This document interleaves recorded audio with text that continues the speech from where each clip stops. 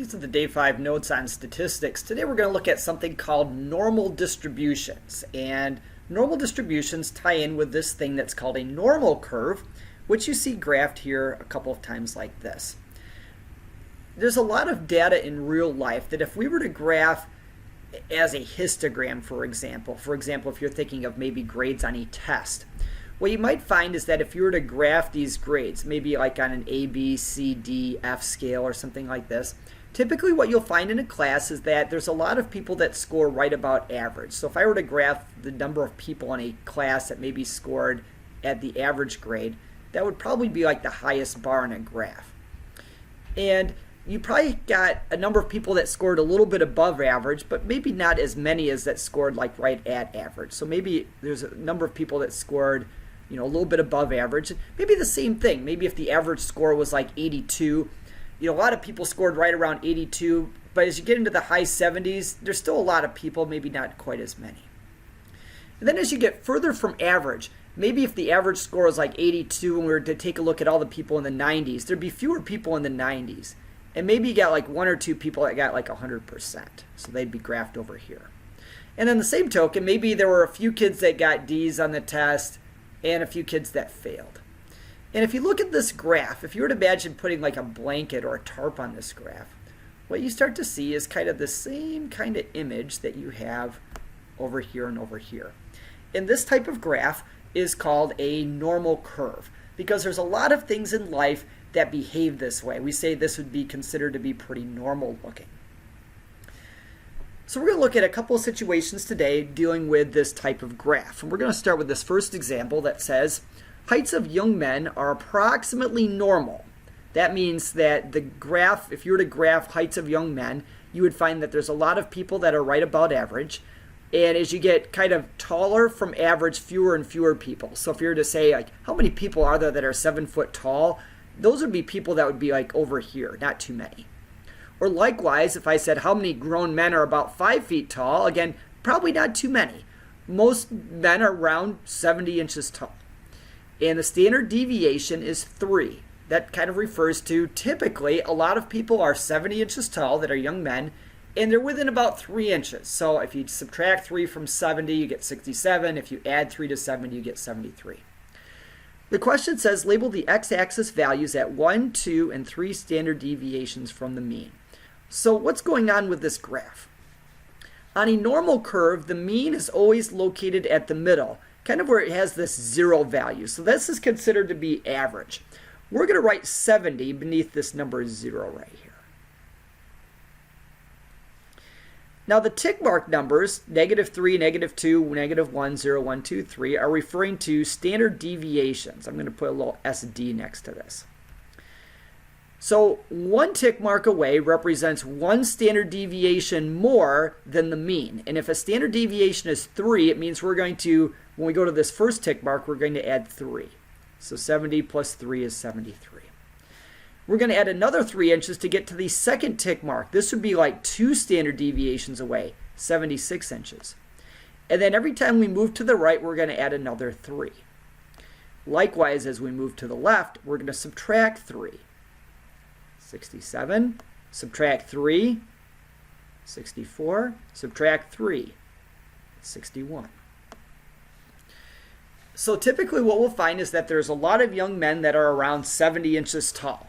As you get further away from 70, like 79 inches tall, that's really unusual, not as many. Or 61 inches tall, again, not as many.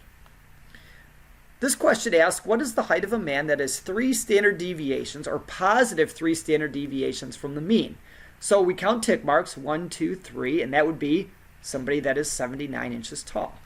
So we're going to write that down here.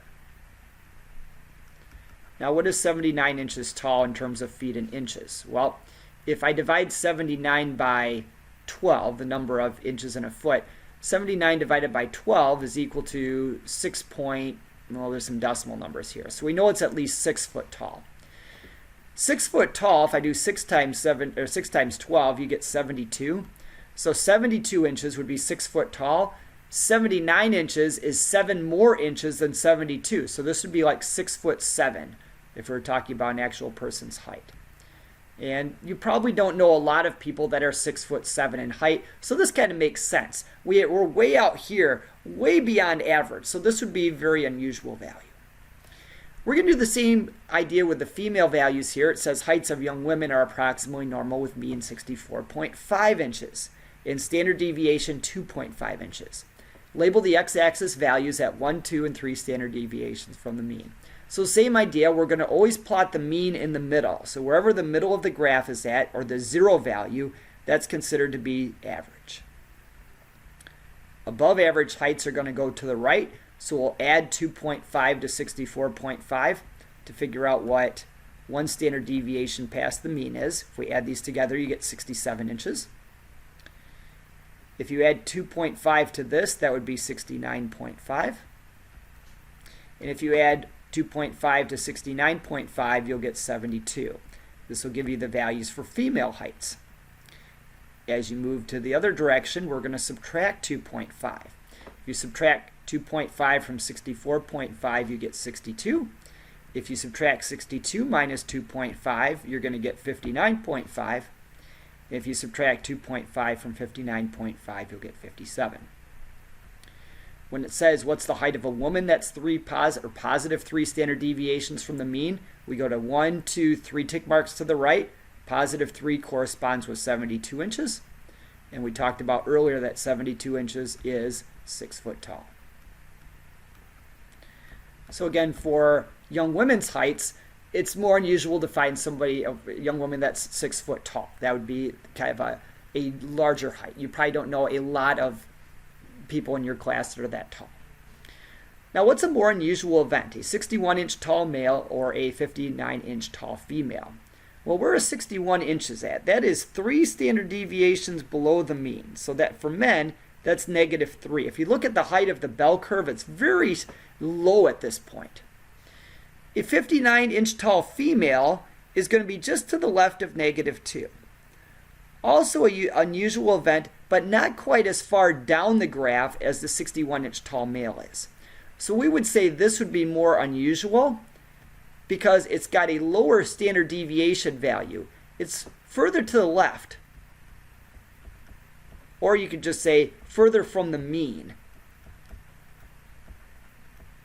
than the 59-inch tall female. So whatever value is further down the tail, whether it be to the left or the right, that's going to be the more unusual event.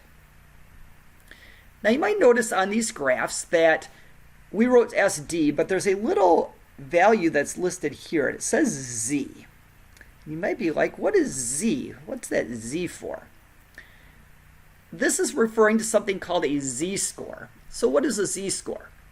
Well, we wrote down SD for standard deviation, and a standard deviation is a typical distance between the individual data points and the mean. A Z-score, also known as a standardized score, and you look here, it says standard deviation. A Z-score essentially converts a measurement into the number of standard deviations that value is from the mean. If a number has a Z-score of 3, for example, that number is 3 standard deviations greater than the mean. And the formula for Z-scores is this formula, where you take a value, you subtract the mean, and you divide by the standard deviation. If you were asked to find a Z-score for a young man that is 6 foot tall, we're first going to convert 6 foot tall to just straight up inches. 6 times 12 is 72. And this is our value we're working with. If you want to think of this as being like your X value, you can think of this as being X. To calculate the Z-score, we're going to take this value, 72. We're going to subtract the mean, which for young men was 70 inches. And we'll divide by the standard deviation, which is 3 inches. So if you take 72 minus 70, we're going to divide this by 3. So you know what 72 minus 70 is equal to. That's equal to 2. If we take 2 divided by 3, we get what's the Z-score, and which is 0.6666, repeating. Usually we round this number to the nearest hundredth place, so we'll call this 0.67. What does the 0.67 mean? The 0.67 means that if you start at 0 and go along this axis, 0.67, which is going to be about here, that should correspond with the person's height we were just working with, which we said was 72. And it makes sense. 72 is probably going to be somewhere here between 70 and 73. So we've kind of identified what tick mark number the 72 corresponds with. For a young woman that's 6 foot tall, you might already know what this value is going to be. 6 foot tall is still 72 inches. So we're going to take 72. For women, the mean height is 64.5 and the standard deviation is 2.5. So according to our formula, we're going to take this value, 72 inches or 6 foot tall. We're going to subtract the mean, which is 64.5, and we'll divide by the standard deviation, which is 2.5. When you type this in your calculator, I suggest crunching out the numerator first, 72 minus 64.5, and then we'll divide this value by the standard deviation, and you get 3. What does the 3 represent? If you go 3 tick marks away from the mean on the female data, 1, 2, 3, that should correspond with 72 inches. So we've got a way to kind of convert from the numbers down here in real life to the tick marks on the bell curve. Comparing z-scores. You can take 2 different data sets with completely different units and still properly compare performances based on z-scores.